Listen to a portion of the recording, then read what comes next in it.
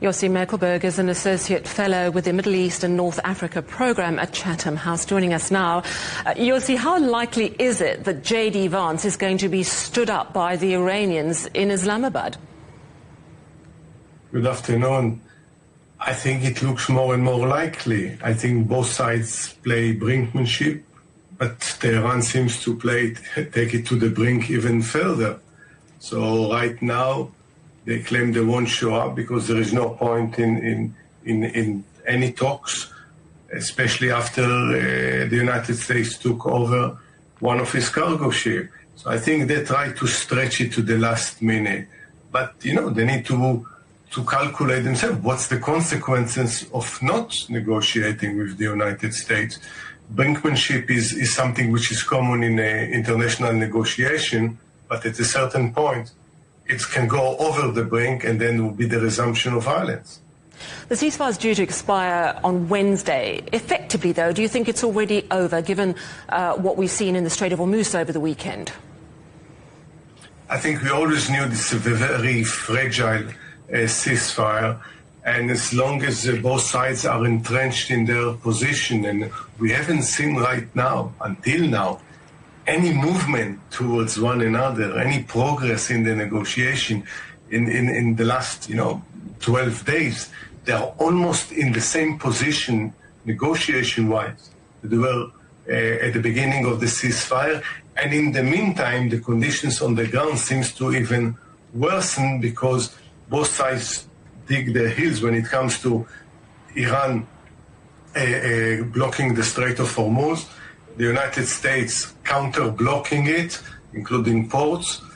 So in this position, I think, yes, for all means and purposes, the ceasefire doesn't really a ceasefire, but there is always the fear of escalation, that then the resumption of airstrike from the United States and missiles and drones from Iran. So, it's better than it used to be, but there is danger of the resumption is real.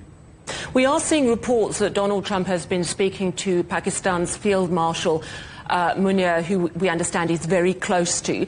Do you think that holds out some hope of a breakthrough?